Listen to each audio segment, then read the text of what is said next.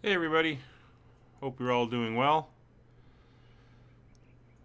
Nick, you have no idea what you're doing? Yeah, well, today's stream, I just thought I'd check out the F3F and invite you guys along. You could either fly or watch. We're gonna talk about the airplane. We're gonna do a flight. We're gonna fly out the Keys to Marathon. We'll do a landing and stuff, and then we'll come back. I've got preset weather on, few clouds, so winds are light out of the west, and I've set the time to around midday.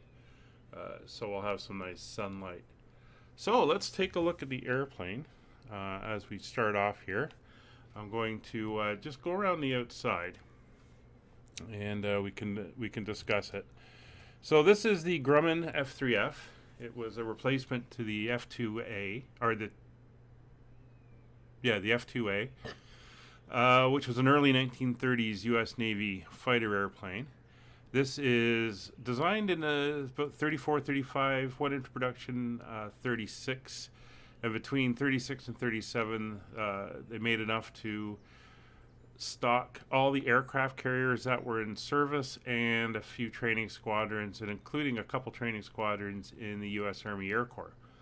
The airplane comes with the liveries of all the aircraft that served on the different aircraft carriers, because each one is different. This is back when they were still pretty individualized. And there's two training liveries, one of the U.S. Navy, one of the U.S. Army Air Corps, and then there's a civilian version that was specially done for some rich guy. So there's a civilian version. This airplane is marked in the colors of the USS Enterprise. They also have the Lexington, the Wasp, a few others. And dark, yeah, it is pretty bright blue, but they're all like that. They were very colorful before the war. Yeah, so this is a pretty interesting aircraft in that it is the last biplane of the U.S. Navy, and it is also the predecessor, grandfather, progenitor, however you want to word it, of a pretty significant line of airplanes that Grumman made. This aircraft was withdrawn from service right before the start of the Second World War, so 1941, and it was replaced by the next aircraft in the sequence, which was the F4F Wildcat, which saw service on the carriers and everything from the beginning of the war through about to the midpoint. That was followed by the F6F, the Hellcat, which saw service through to the end of the war and was the primary U.S. Navy fighter in the Pacific for the last half of the war. And at the very end of the war, they brought out the F8F Bearcat, huge airplane, and it's just entered service at the end of the war, and I believe it was used in Korea. You can also find some surviving ones racing at Reno for the Reno Air Races. But they were all based on this fuselage design. They just got a bit bigger with bigger engines and went to a metal monoplane. So you can see here it's a metal riveted fuselage with a biplane design and fabric wings. It's got a metal horizontal and vertical stabilizer with fabric covered elevator and rudder. So interesting aircraft. It's got a lot of history. And we'll zoom in there and just take a look. Airplane Heaven has done a really good job. There's a couple graphical things which you'll see when we get inside the cockpit, but I'm not sure if that's just my video card or if it's the way Flight Sim is rendering it. I'm not exactly sure. But this is a carrier-based aircraft. She does have a tail hook, which is just tucked up under the bottom there. You can just see it sticking out. And it does work. It will extend downwards. It is a very squat airplane. And as you can see, because it's a biplane and a fabric-covered biplane, they needed somewhere to put the gears because they wanted a retractable gear. So Grumman came up with this design, which lifts up into the fuselage. And I believe it's the same design that was on the F4F, but they went to the in-wing version for the F6F. But it gives it a unique look, and the way it retracts and everything, it's pretty cool. It has a radial engine, and the U.S. Navy would stick with radial engines for the duration of the war for a couple reasons. Thanks for the host, Talia. One reason is you don't have to worry about a cooling system, so you don't have to have coolant, you don't have to have all the ductwork in the engine for the coolant. and you don't risk a bullet hitting the coolant system and then having the engine overheat. The Army Air Corps, with the exception of the P-47, pretty much all went to inline engines and liquid cooled. The Navy stuck with air-cooled radials. The other thing is you can actually lose a cylinder, have it shot off, and the engine will still run, which is pretty amazing. They're very rugged engines and very powerful, a lot of torque to them. Has a constant speed 3-bladed propeller on the front. You see the that's the oil cooler air inlet, since it doesn't need a water radiator. And yeah, the air just flows over the cylinders and that provides the cooling. Interesting thing about this, there was 2 ways to start it. You could hook it up to an electrical start, or you could use this. This was what was called the shotgun starter. So there was an oversized shotgun shell that they would use, and they could put it in there. And when they started the airplane, if they didn't have battery power, the explosive gas of the shotgun shell, no projectile, but the explosive gas of it would force the engine around and give it that kick to get it started, and it would bang. And you can actually do it in this airplane, depending on how you start it. You can get it to do the bang and get it going, or you can do it the normal way where you're just cranking the engine on like an electrical generator you've got. Hello, Kevin. Welcome to the stream. So, fabric wings, as you can see, it's got the pre-war markings for the U.S. on it. The blue circle, white star with the red, that gives it the red, white, and blue, as you can see there. They soon got rid of the red circle in the center for obvious reasons once they got into the war with Japan. Caused a little bit of confusion. She has lights and everything on it, and yeah, she's good to go. So you can see the squadron markings here, and the aircraft identifiers and stuff on it. And again, this is pre-war colors, so they tended to be kind of bright in the 30s. So what you have is a unique airplane. She'll do 230 miles an hour easily. She'll get up to 250. And she lands at a pretty slow and steep rate. She is an aircraft carrier airplane, so you don't have to be gentle with it getting it down. You can bring it down firmly, and you want to. Bring it down nice and firm. You can get her stopped within a couple hundred feet without brakes. So you can imagine with that 25 knot wind down the flight deck on the carrier, you could probably land it within 100 feet. But she did have the cables to get her arrested. This airplane also has no flaps. So she's going to come in at a nose up attitude, which is what you want, because when you land, you want that tail down so the hook will catch on the third wire, meaning you've got a perfect trap. So let's jump inside. We'll take a look at the cockpit.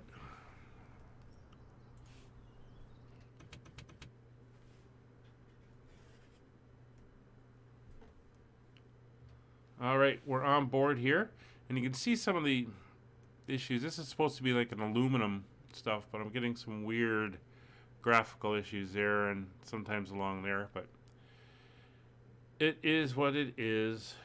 Not much we can do about that.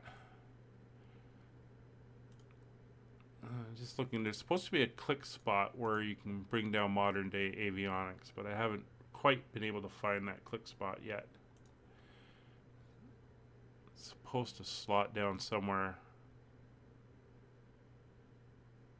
But anyway, we'll take a look around. So you got 3 trims for all 3 surfaces. Here's elevator, rudder, and aileron trim. It's all there, and you've got a little indicator for aileron trim here. This is your tail wheel lock. You lock it for takeoff and landing, and that helps keep you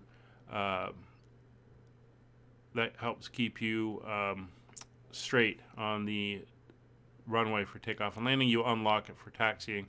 Okay, Dark, I'll be here for a little bit as we go through the aircraft. You have a map light here. You can turn it on, and it is adjustable, and apparently it does work. You can see for some of these things, like the trims here, like the rudder trim and that there's a chain. So pretty old school technology here. This is your arresting gear, raise and lower. And it's a simple, you pull it back to drop it, you pull it up to raise it up. Not entirely sure what this one is. Try to see if I can read what it says. Nope,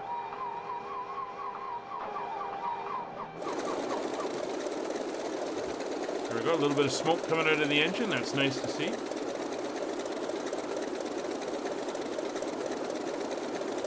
And there we have her.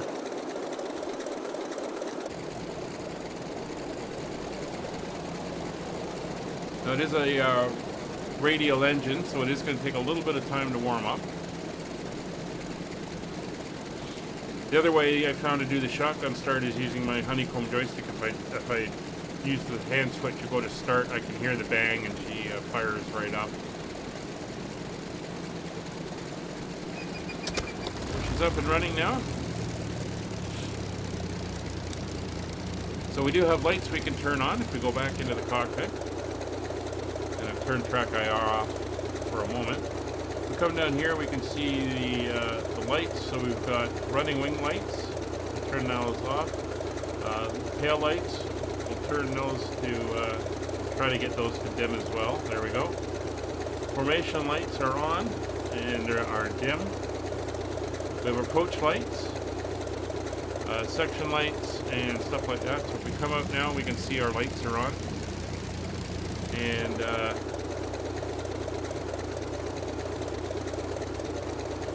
we do have landing lights. Are currently up and off, and if we go over to there, down and on, you can see the lights have come down.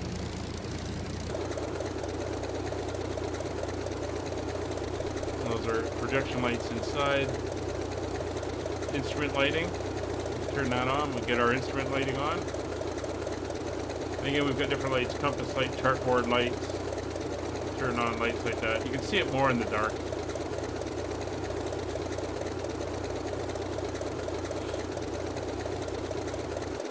So again, when you're going to taxi this airplane, you want to make sure that you have your tail wheel unlocked so that you can properly taxi. So straight here. All right. So it does have a parking brake. Parking brakes are now off. You can see we're slowly rolling forward. That's these little levers down here that lock the foot brakes in position. So we're going to taxi out to the end of the runway 27.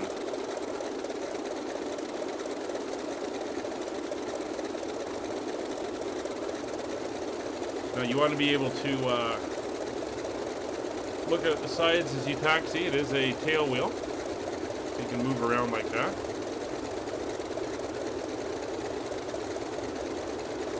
If you don't have track IR, I'll show you what the hat switch does in a second, once we get around the corner here.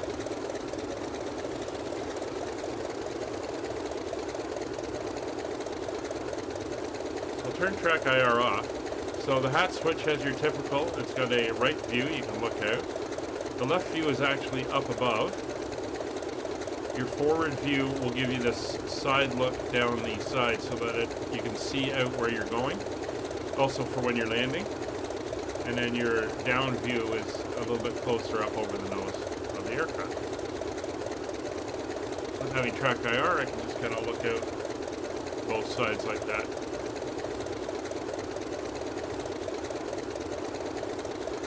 This is the beautiful Key West Airport from the Orbeck Central, Orbeck store.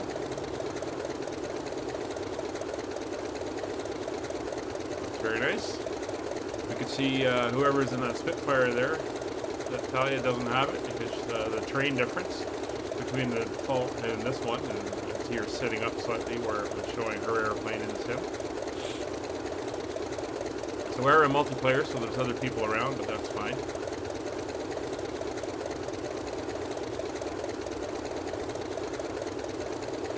So again, she redlines at 250 knots. She will cruise close to 200 if you crank it.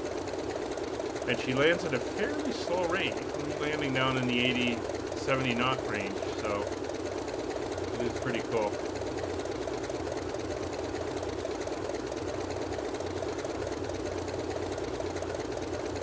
Dark Fury's in a P40, a couple Spitfires, and a JU-52. So we're kind of period authentic here for this flight. That's all right. So Aeroplane Heaven have made particular note of the ground handling characteristics for takeoff. They have acknowledged that tailwheel airplanes are extremely difficult to control the gyro forces and stuff in the sim, and they've done a lot to it. I find it is a lot easier than the Spitfire. Oh, that is a...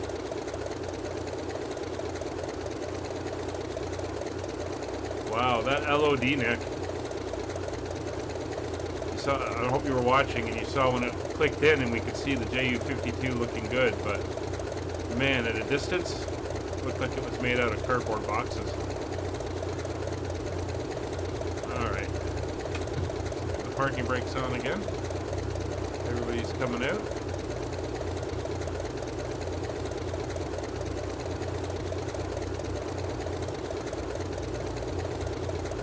So I may do a group one of the JU-52 as well, since that's a free one that came out. I am going to do a group flight for the Fokker F7 when it comes out with the Australia update.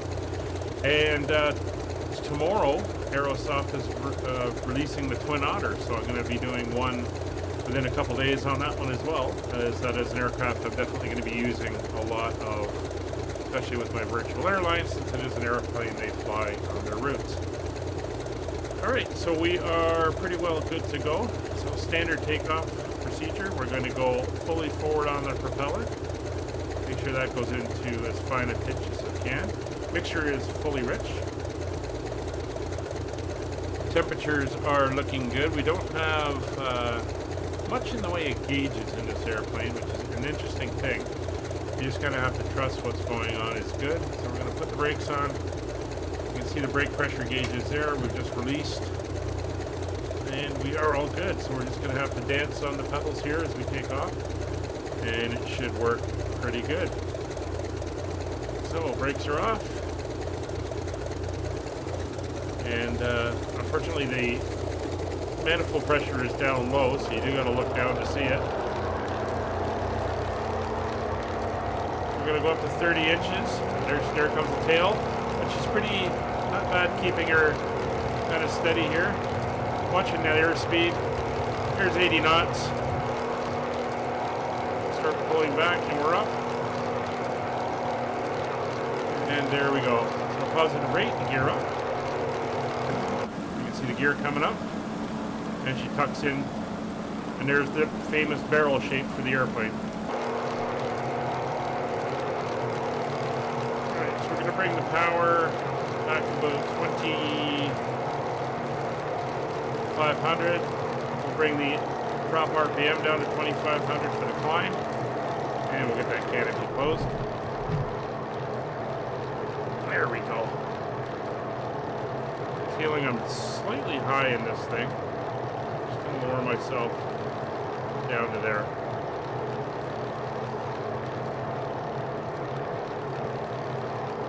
There we go. Alright, so we're flying over the town of Key West here at the end of the Florida Keys.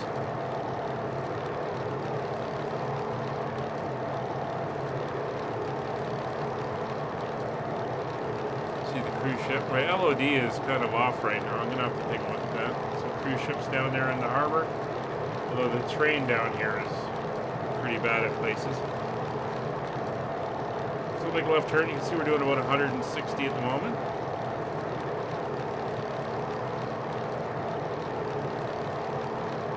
We'll climb up to about 2,000 feet, so we'll get a little bit more nose up.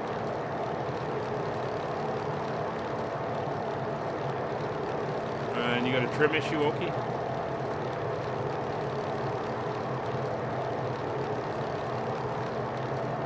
There's 2,000 feet, so we'll nose her down. We'll circle around the airport for a minute. These guys get squared away. The artificial horizon there. 2,000 feet, and we'll trim. Again, no flaps, so the takeoff was a little bit flatter. You don't get that extra lift that you would normally get. So you have to use speed. Alright, so now we're going to bring the propeller RPM back to about 2,300 and we're going to power up to about 30 inches of manifold pressure. You can see our speed's now about 210 knots. Yeah, the spit's bad for that. And this is an airplane here that you're always on the trim, just trying to keep it level.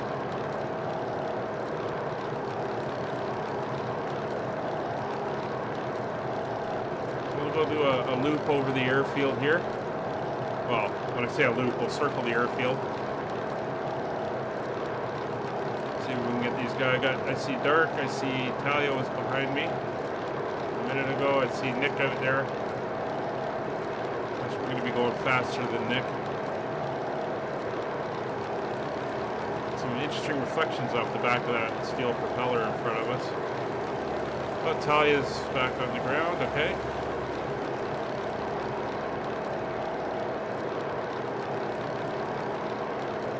About 2,000 feet, so you can see it's an interesting looking airplane.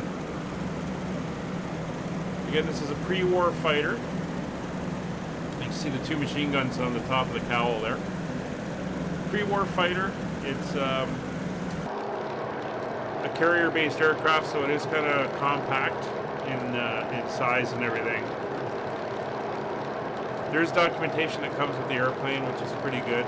But yeah, you would be cramped in this thing. There's not a lot of room. There are a few of them in museums. I do not believe that there are any flying at the moment.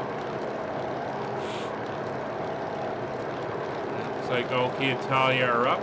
Very good. Fortunately, with the head movements, you can actually stick out of the cockpit, but that's fine.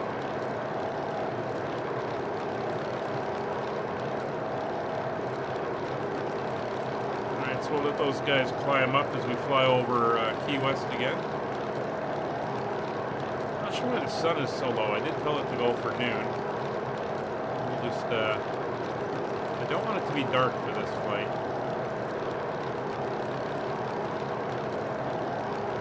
That's better.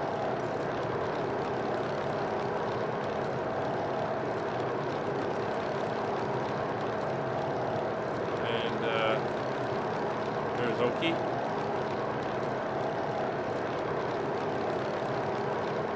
Nick, if you want to turn eastward, I'll form up on you. See if I can do a little bit of formation flying with you.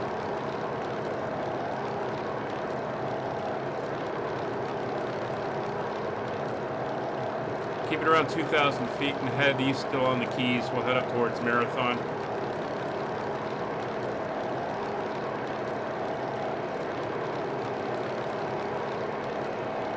See, we're diving there. Don't want to be diving.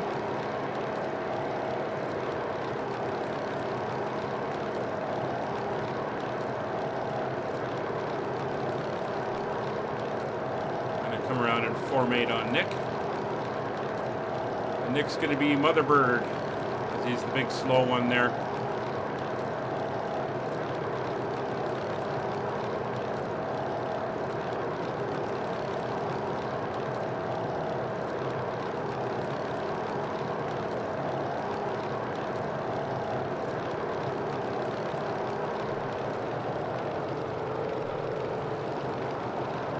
Very interesting gun sighting system where you've got to look into the sight and everything, but it's the way it is. Let's go over on this side so we can see us. So some little tips about formation flying, once Nick gets himself level, is you stop watching what your aircraft is doing. Everything you do is in relation to the aircraft that you're formating on, if you are the one formating on. If you're the lead, you want to be as level and as steady and as unmoving as possible. When you're formating, you want to pick a reference point, and that's what you're going to look at. Use your throttle to move forward and backwards in formation. And you do not use your ailerons to keep your side position. You never want to roll into an aircraft that you're formating with. So what you would do is you would use your rudder, and you'd use that to get yourself in. I'm just going to try to get my speed up a little bit so I can get a little bit closer. And it's all about small movements and a lot of trust in your lead pilots.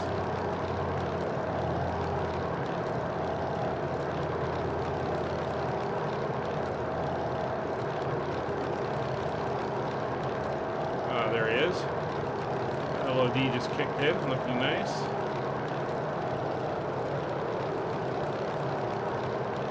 So here we are off his 7 o'clock or so. And now it's all just about keeping the aircraft in position. There it is. Nice level of detail. Level of detail looking good.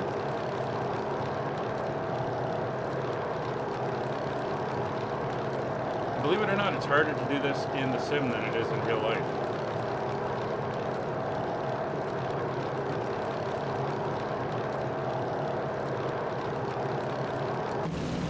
But looking very good.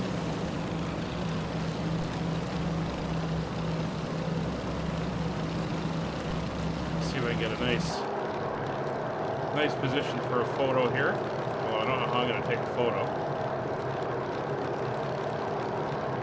Here, I gotta take my hands off the controls to do it.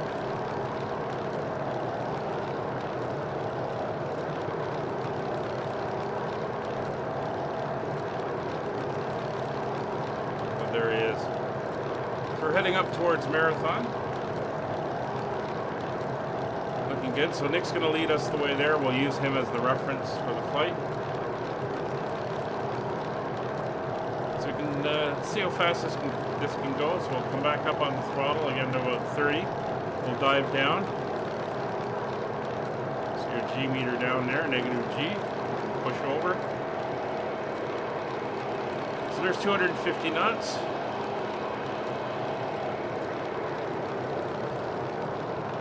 Pull it up and over.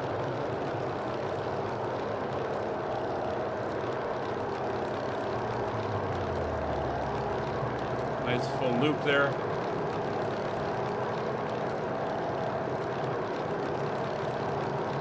That went well.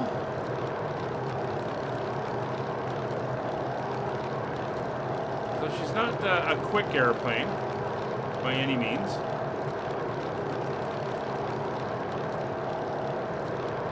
Check the roll rate. We'll go full deflection on the ailerons.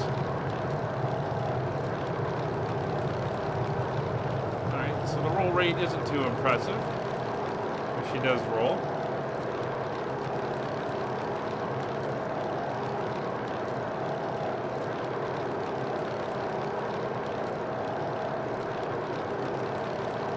Yeah, 260 kilometers. I'm doing. I was doing about 160 miles an hour.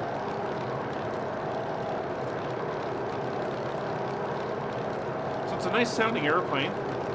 The prop looks really good when it's spinning. We got the smoke on startup, which is amazing. I'm really happy to see that there. Wokey's gone fishing off to the side. So again, the range of these airplanes wasn't that great, but it was enough as a carrier-based fighter that they could do what they had to do. I'm going to look up some of the stats on her.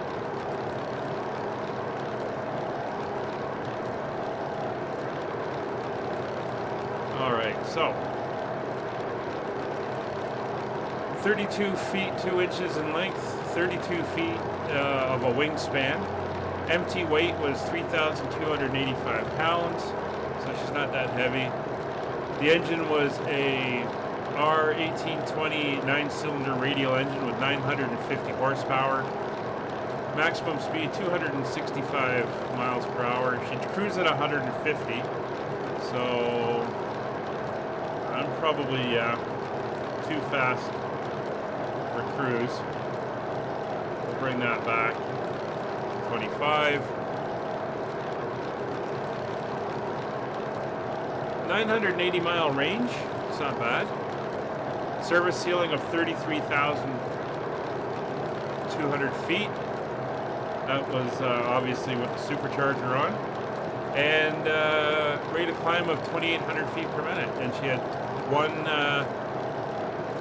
30 caliber gun on the left and one 50 caliber gun on the right. Hence the two different gun charging systems on the two sides. And she could carry 2 bombs. Which is interesting. They would be small bombs of the basically 100-pound variety. looks like we have a mighty mackerel down here at the next airport. Gonna come up and join us.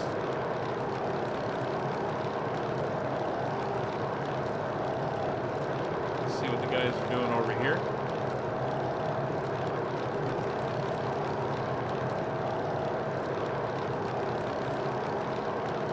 Their speed's back down to about 160, which is cruise speed.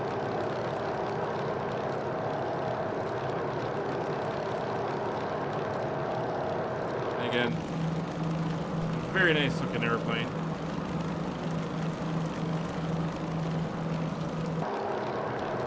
While I'm here, we'll take a look at the views. I have no custom views set up, but we can take a look at what the Aeroplane Heaven have set up, which is nothing. So you're on your own for views. Whatever it is you want to set up, you'll be able to set up.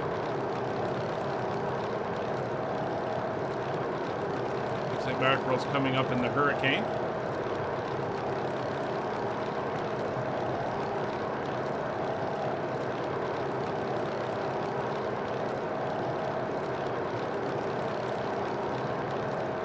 We'll do a flyby of the JU, so we'll bring her up to 30 inches, get some airspeed going.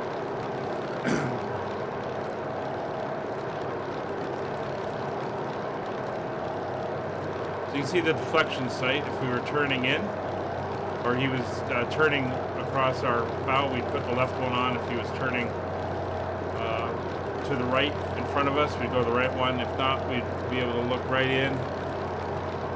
And we should be able to get him in the sight. There, he's somewhere in there.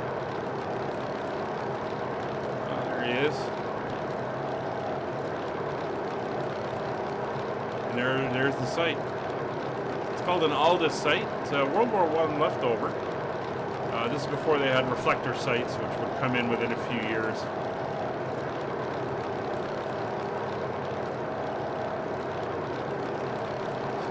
Up so I know where we are. So we're about halfway to Marathon. It's a nice fluffy cloud. We're only at 3,500 feet, so we're pretty low for this airplane. It would go higher. Obviously, it'll perform better a little bit higher. Spitfire's coming in from behind.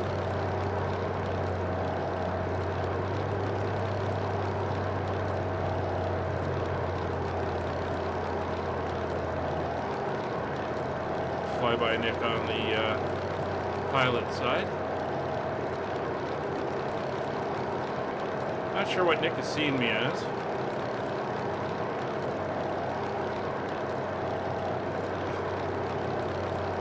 So like I said, being a carrier-based aircraft, she's going to come in slightly steeper than normal because there's no flaps. She's going to come in a little bit slow because of the way it's designed, but it's going to be tailed down.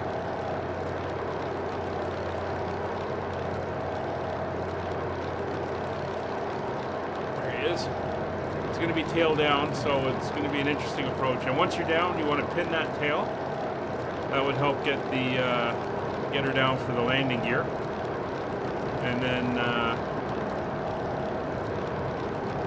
of course, if you're landing on a carrier at that point, oh, we just got buzzed by an F-18. Hello, Richie 311 Music. You want to get that tail down, and then you go full throttle in case you miss the wires, and you had to go around because you don't have a lot of room to get your airspeed up to where you can fly again. And from there, you would, if you'd caught, you would know it, and then you could back off once it stopped.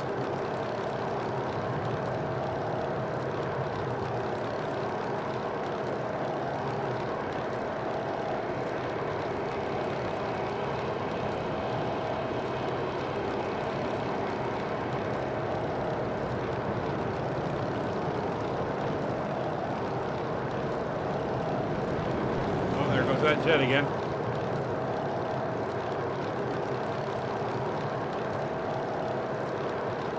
Oh, you see me as a chair spit? Yeah, I can see that.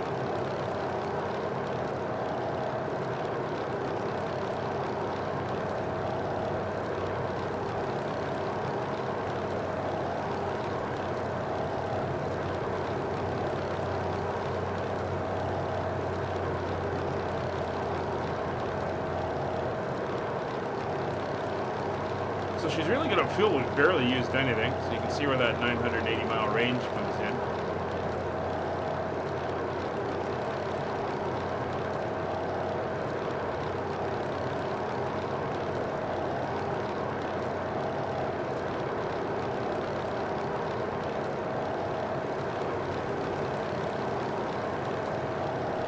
Who's that beside me in the Cheris bit? Alright, so we're coming up towards Marathon. It's kind of ahead of us there. It's that big island over there. So we're going to be landing on runway, I think it's 24. So again, a nice wing waggle there. But I don't know who that is. I'm sure if that's the Hurricane, I'm sure I've got it installed.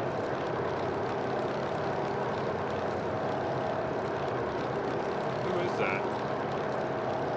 Yeah. Not sure why you're not showing up as a Hurricane. I'm sure I put everything back in my community folder.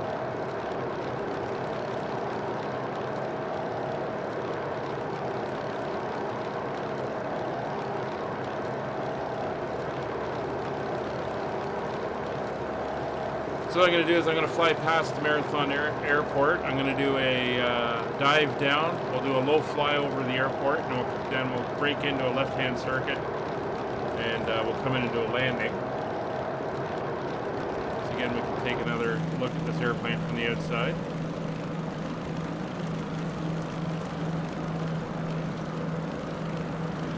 Very nice, pretty airplane.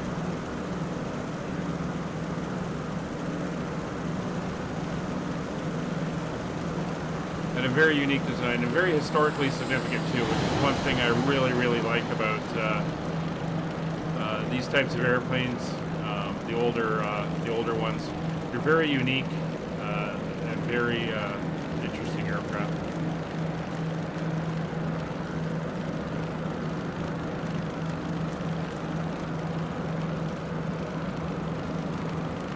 I know they've said when they come in a way that they can have an actual carrier in here.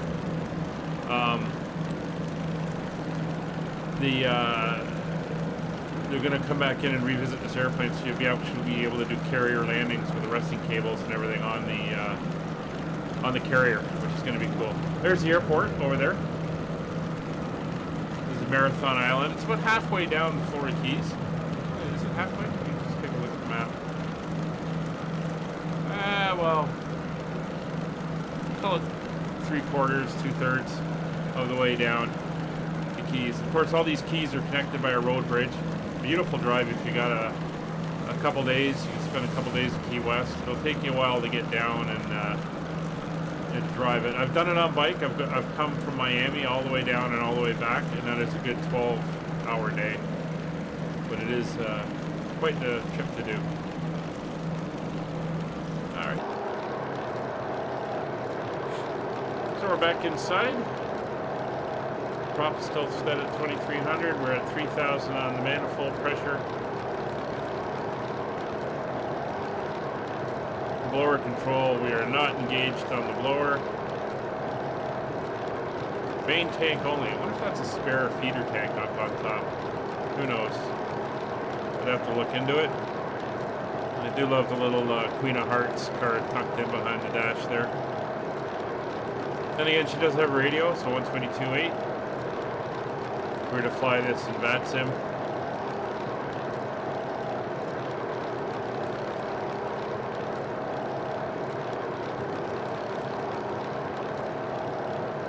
Yeah, they are. I don't know how well the carrier landing systems are working. There's been one out for a little bit, I think. We'll have to see. Oh, quick poll in the chat. Who is interested in doing the iLand? Well, everybody download it. We'll have a live stream adventure day on iLand. Who's up for that?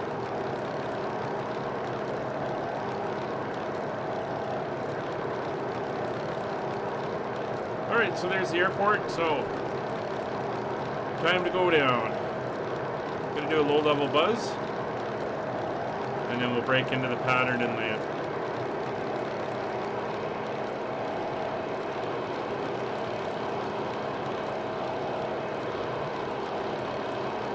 watch that airspeed.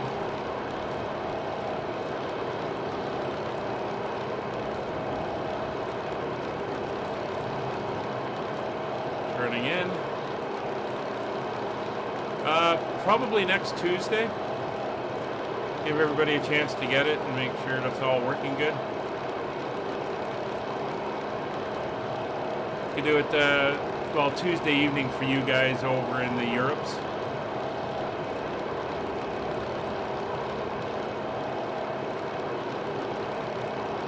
Alright, what's our speed up to? So we're doing about 270.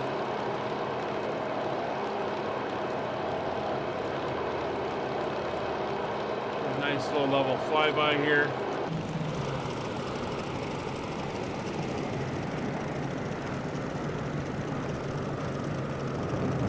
Oh, Aeroplane Heaven also just released their P51. Did I just cook the engine? I might have cooked the engine. Okay, gear coming down. Because I'm coming down. I did not know you could do that. Yep. Dead stick.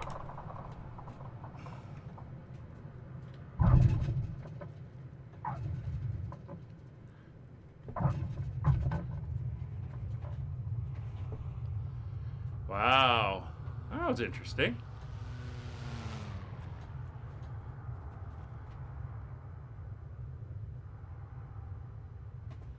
I think I just cooked my engine.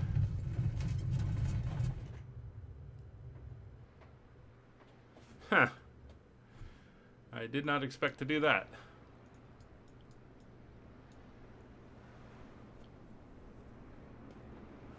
Alright, let's check out the fuel. Oh, fuel is good. See if I can get her going again. So we'll bring the propeller all the way back. We'll bring the throttle back a little bit. I was on full rich. I might have choked it. Fuel tank is on main. We're good still with all the starters. Let's give it a couple primes. Might have to reload.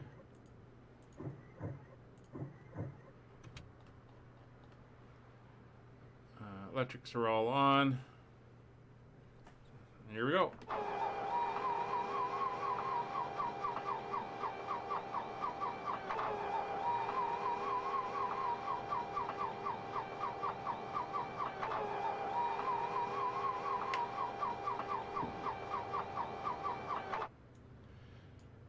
Interesting.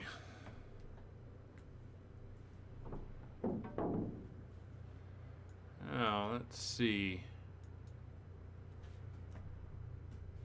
Yeah, mags are in both. That's set. Propellers are back.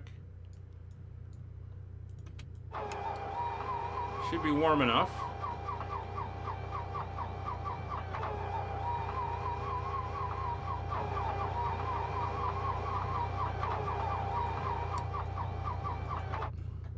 Yeah, I think I've I cooked my engine. All right, let me let me reload.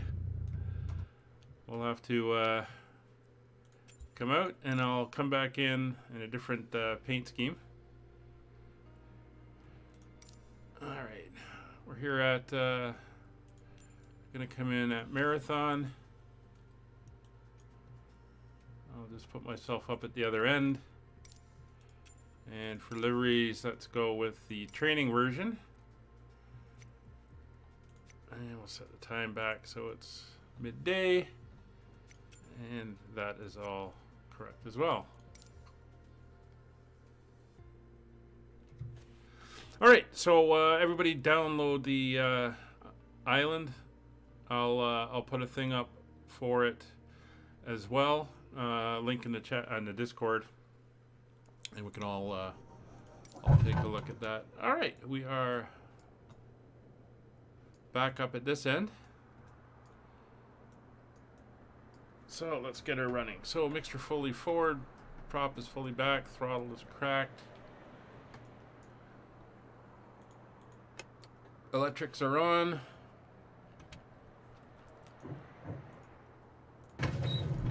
pump the primer a bit. There we go. Lock her back. Mags are on both. And here we go.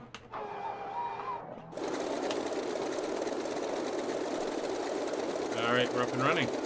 Okay, note to self, don't run the engine at high speed like that. It is not good for the aircraft.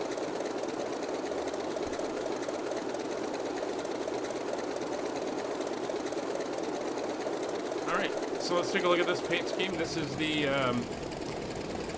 trainer version. It's got the dark sea gray. This is kind of what most of the F4Fs would turn into when they did the paint scheme at the beginning of the war, when they first came into service. And early 1941, they removed the red dot there and just have the white star.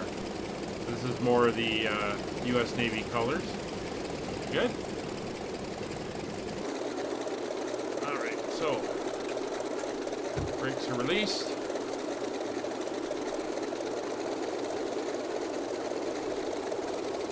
Fine pitch on the prop.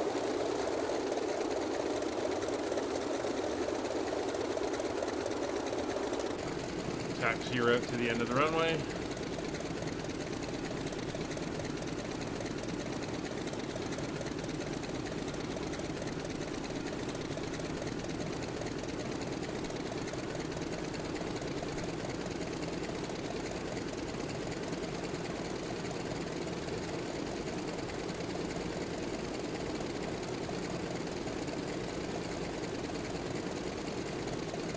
Interesting how the engine quit on me there. Not exactly sure why.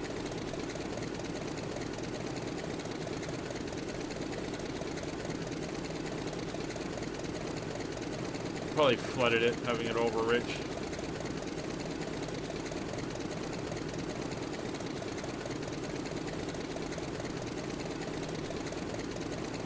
So this time thing to remember is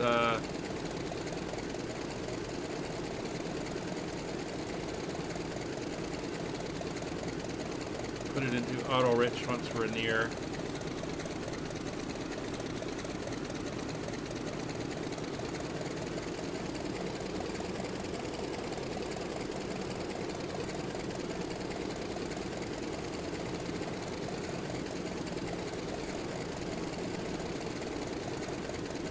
Let's pull up ahead of the numbers here, give everyone a room to move in. Yeah. At least, yeah, I was coming down where I could just quickly drop the gear and land. That was very helpful there. Okay, I don't want to be getting that far down. There we go.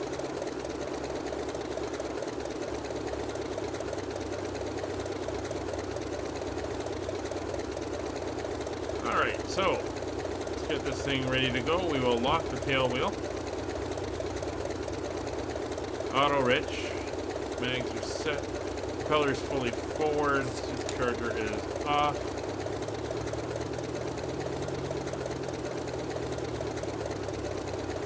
Fuel's on both, or the main tank, starter is set. Oh, we gotta get our lights on. So we'll get our approach lights on, get our running lights, our tail lights.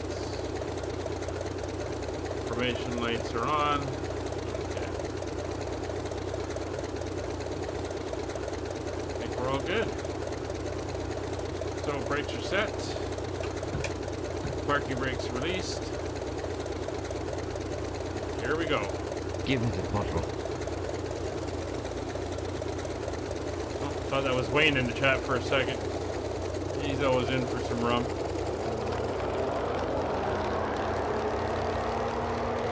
30 inches on the manifold pressure. There's the nose coming up.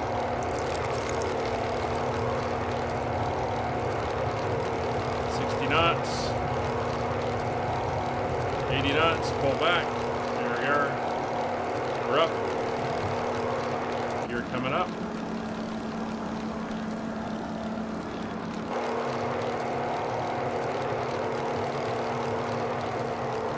propellers back to 25 inches. We'll leave the manifold pressure at 30 inches. Propeller 2,500 RPM. Close the canopy. Mixture to auto rich. And we'll continue our climb out.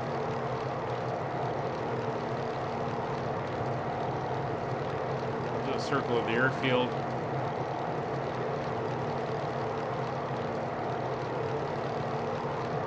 Keep the climb going as best we can.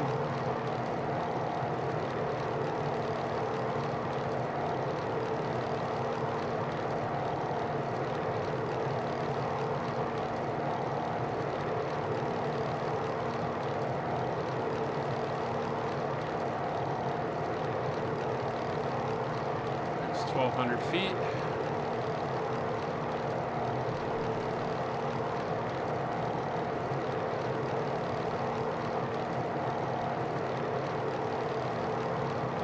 Tally is up. Alright. And we're going to head back down to Key West now.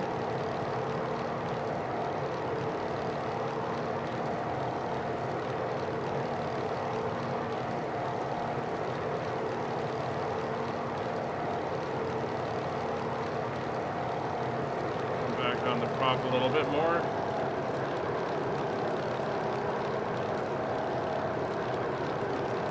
Power at about 30 inches.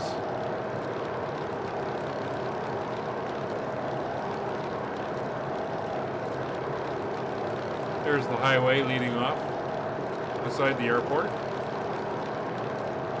I think my LOD got changed up. That's looking not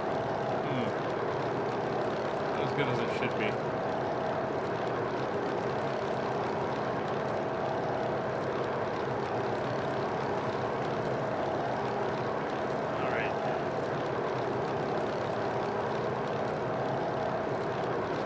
Quickly, I'm going to come in here. Oh, yeah. I don't know what happened there. I don't know why that went to 25. Much better.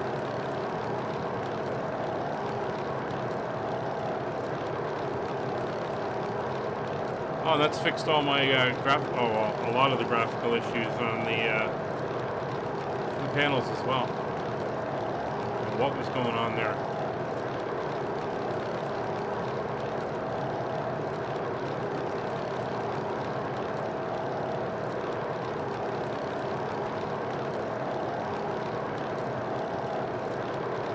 Yeah, there's not a lot in the way of gauges here for things like overheating and engine temperatures and stuff like that, which is an interesting thing for the American airplanes of the period.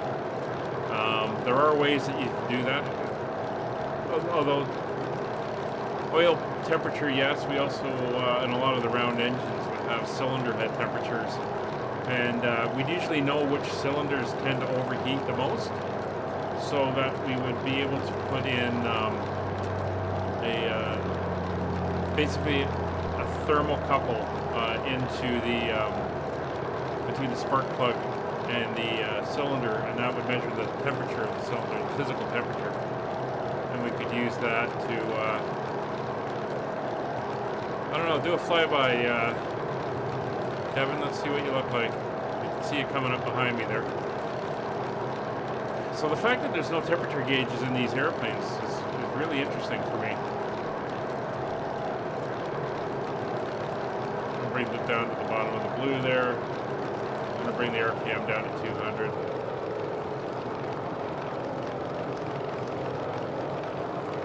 Let's see where Kevin is. You can hear him. No. You're a Spitakey or a Hurricane or whatever we decided to call that one. I think I got that too low. You up to about there.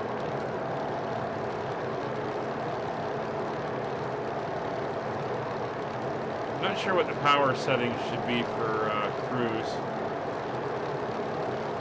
And this thing. Let's see if the internet can help.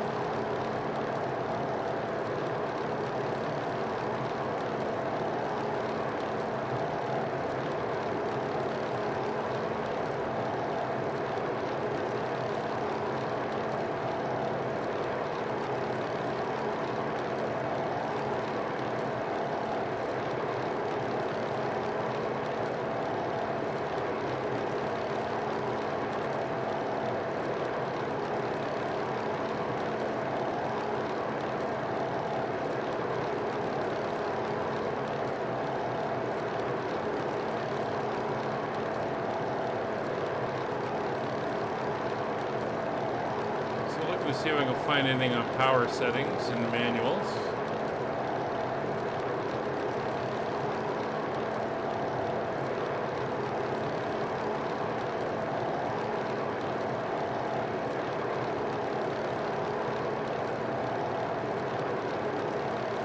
Nope.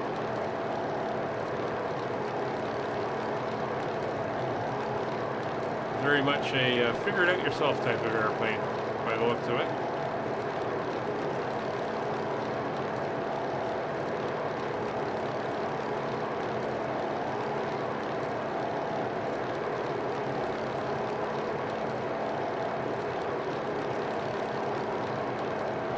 And there is no autopilot in this aircraft either, so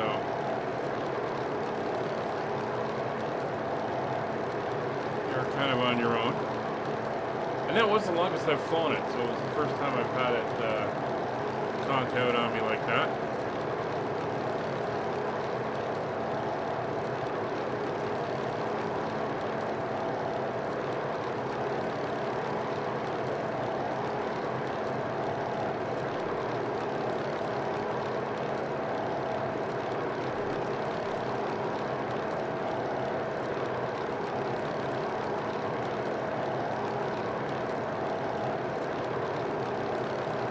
So, Kevin, you're saying that there was an update. I'll check tomorrow before the stream, and I'll get the most recent version of the Hurricane, and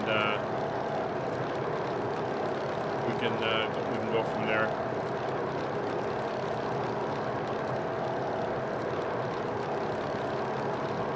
Yeah, I like this airplane. It's a fun little beast. If I can figure out the best way to fly it, it would definitely be good.